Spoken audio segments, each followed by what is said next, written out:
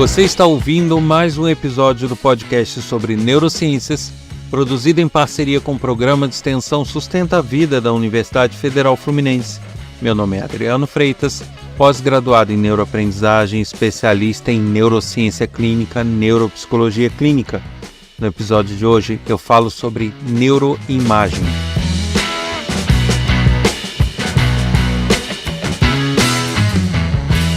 Quer conhecer mais sobre meus projetos, trabalhos que eu desenvolvo, ter acesso a trechos de aula, palestra? Basta acessar o meu site www.adrianofreitas.com. Nele tem bastante informações sobre minha vida profissional. E se você quer participar desse podcast, enviando dúvidas, críticas, elogios, sugestões ou nos ajudando a continuidade do projeto, você pode fazer duas coisas. Participando através das redes sociais, curtindo nossos perfis. Ele pode ser encontrado no TikTok, no Instagram, no Facebook com o nome neurociência.af. E também você pode participar de uma outra forma, enviando críticas, dúvidas, elogios, sugestões para o nosso e-mail podcast@sustenta-vida.com ou mensagem de WhatsApp para o número 22 99222 1003. Mas uma coisa que garante a continuidade do projeto, se você está gostando dele, se você quer que ele prossiga, é compartilhar os episódios, o canal, indicar para seus amigos, parentes, colegas de trabalho. É a audiência que nos faz conseguir continuar com esse projeto de uma forma bem bacana e trazendo sempre boas informações para todos.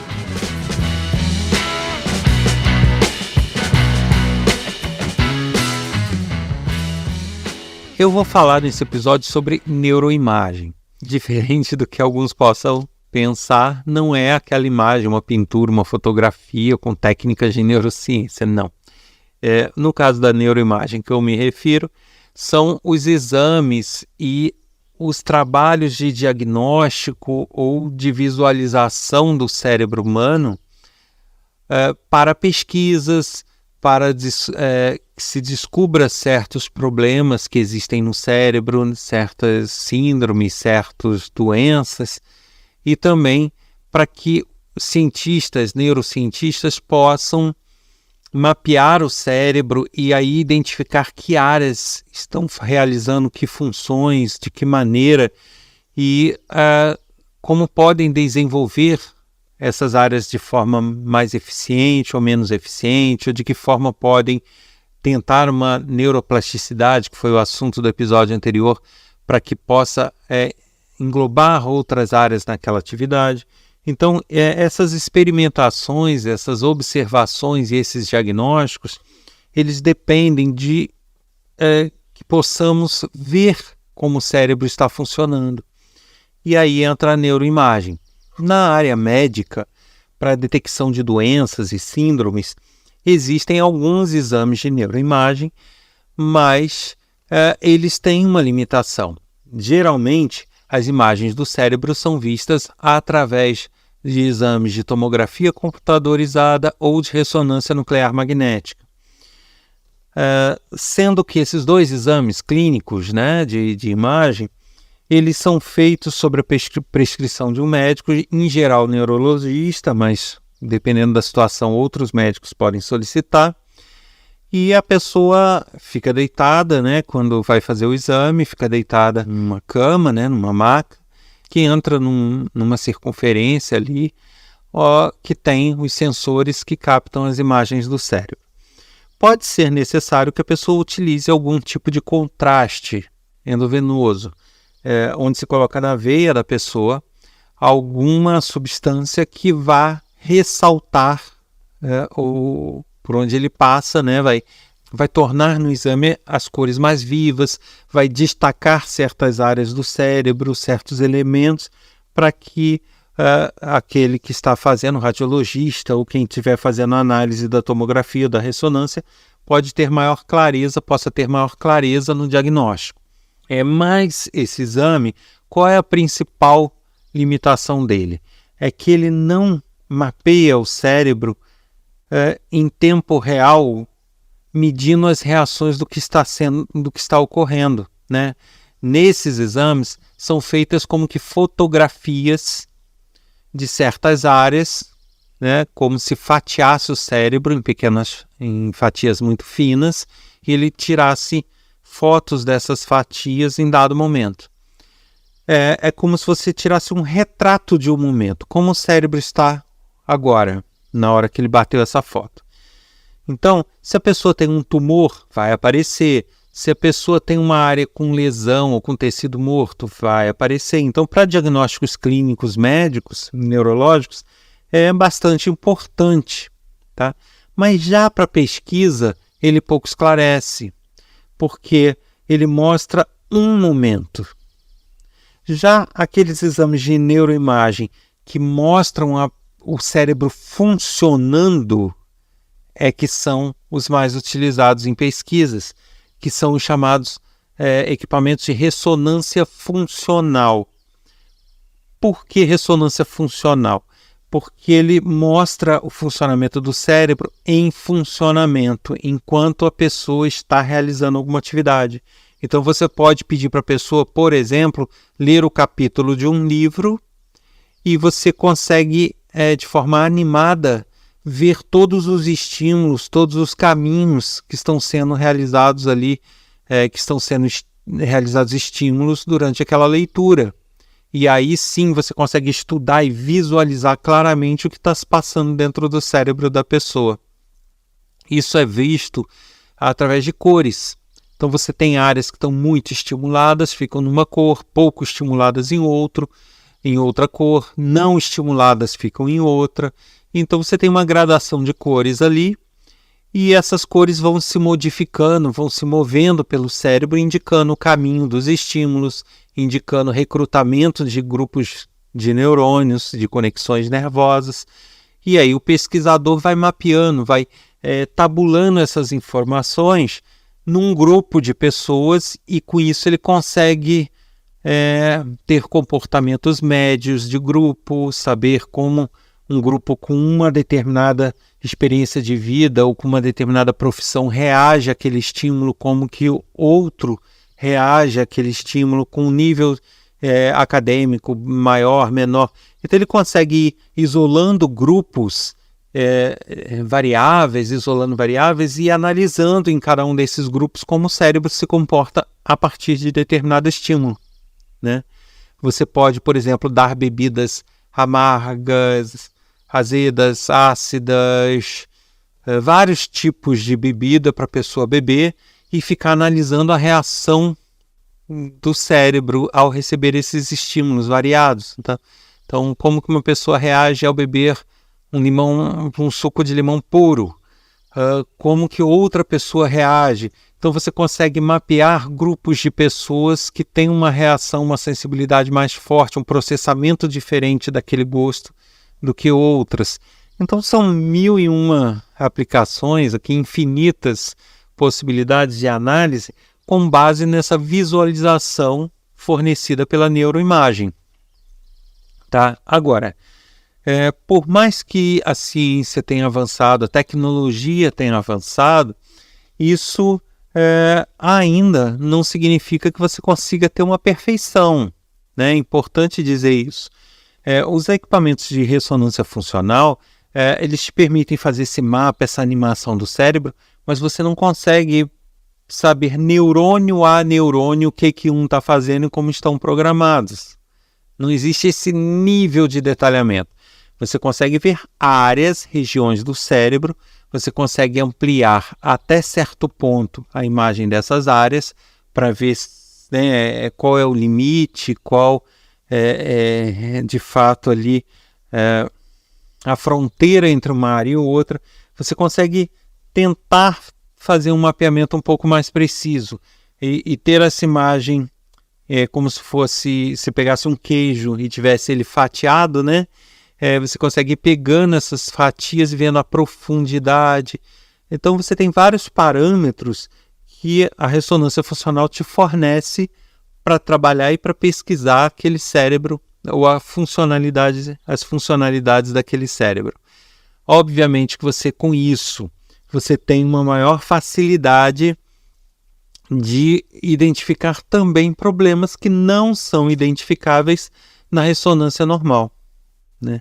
Porque na ressonância normal, por exemplo, uma pessoa que tem... a pessoa não está identificando rostos, a pessoa não reconhece os rostos das pessoas.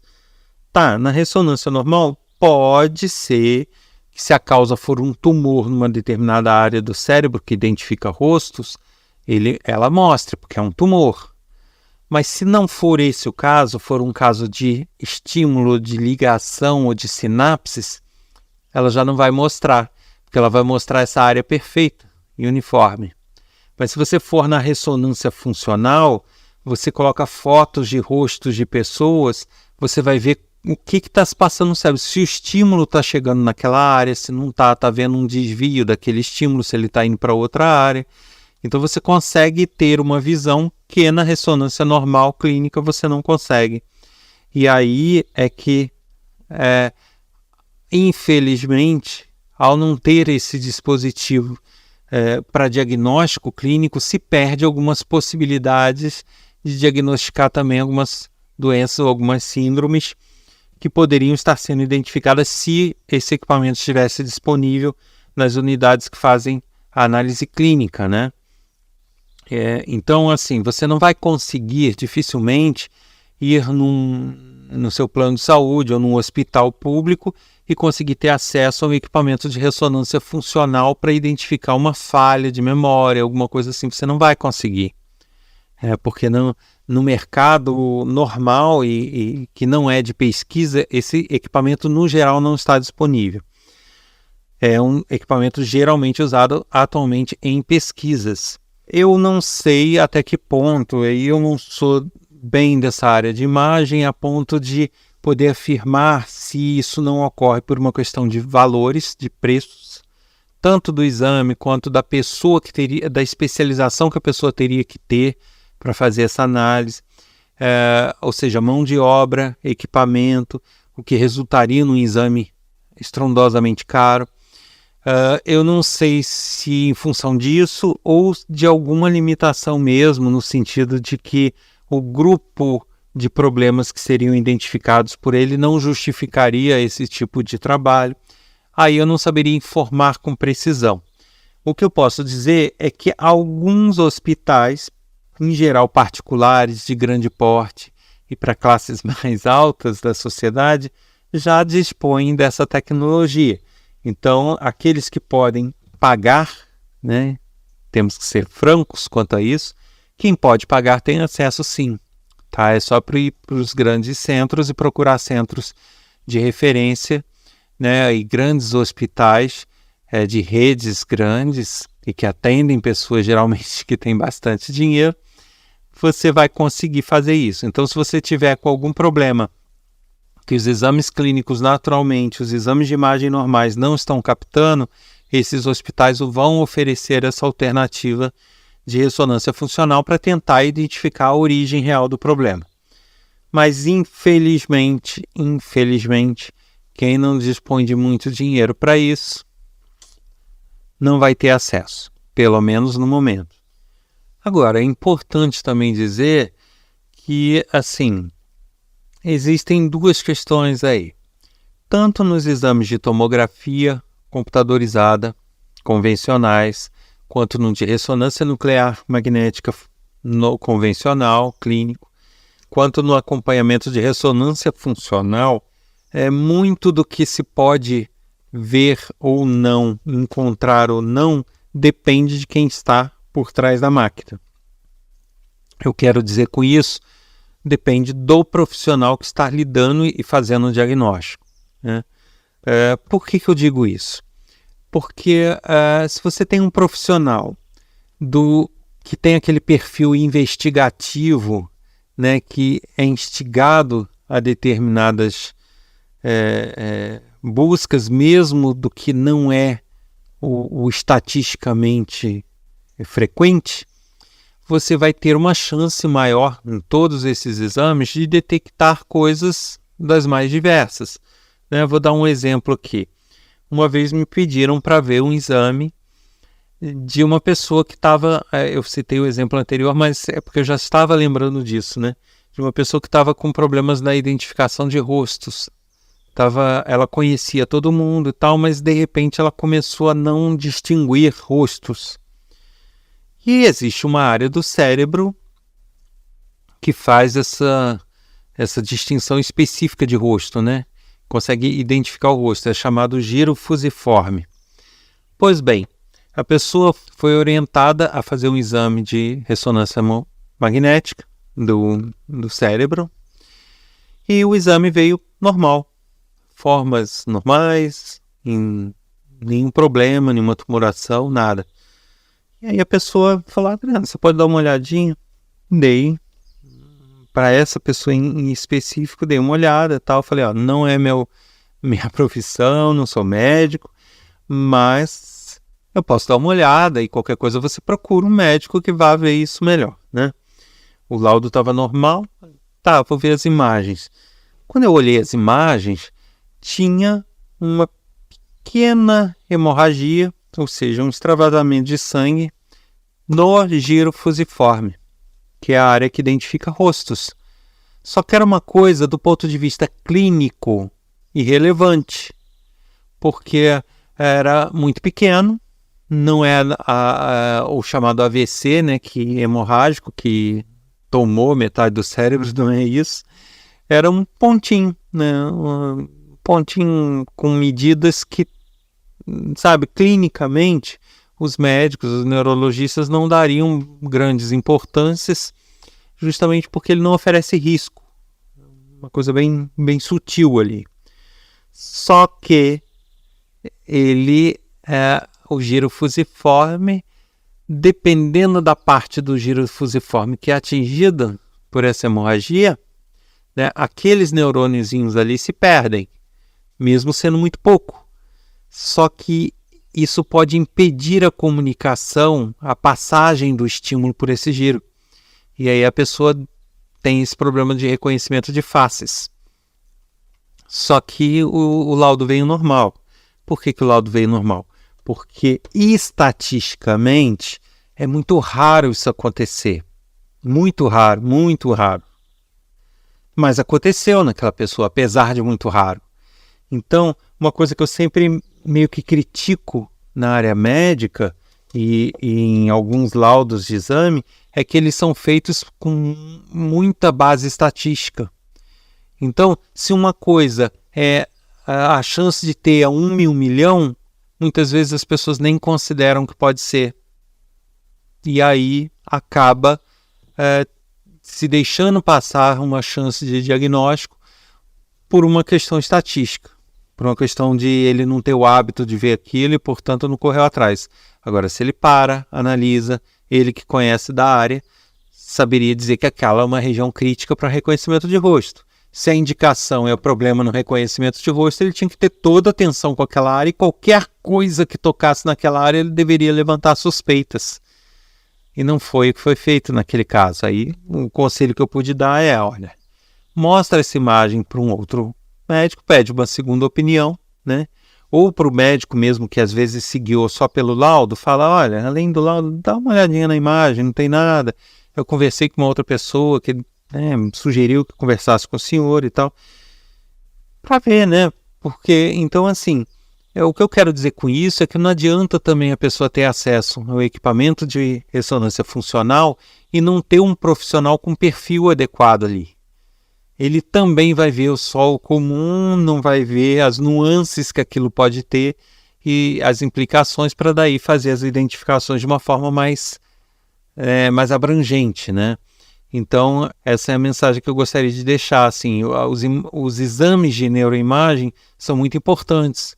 Até uma simples tomografia, passando por uma ressonância e chegando na ressonância funcional, todos eles têm o seu papel, têm a sua importância.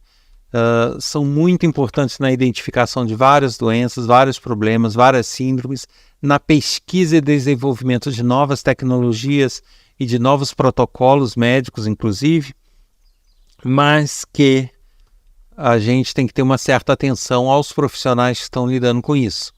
Não estou falando que são todos, não estou querendo julgar ninguém, Eu só estou deixando este alerta, né?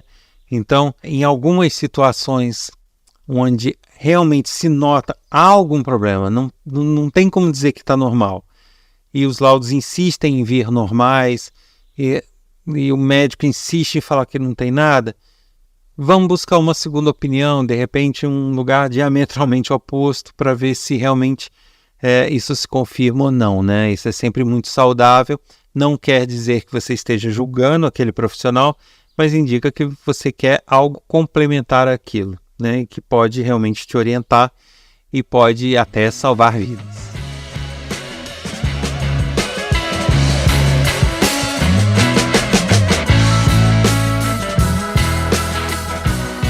Você ouviu mais um episódio do podcast sobre neurociências, produzido em parceria com o Programa de Extensão Sustenta a Vida da Universidade Federal Fluminense. Eu sou Adriano Freitas, pós-graduado em neuroaprendizagem, especialista em neurociência clínica, neuropsicologia clínica. No episódio de hoje, eu falei sobre a neuroimagem.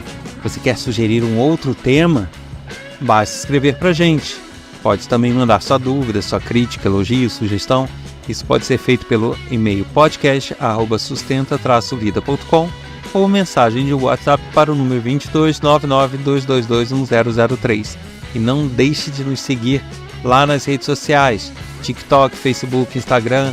Tem pequenos vídeos curtos, tem com curiosidades, dicas, também tem frases para reflexões, pequenos textos, então nos seguir lá também é uma boa pedida. E aguardo vocês aqui na próxima semana com mais um episódio. Não deixe de ouvir, hein? Até lá!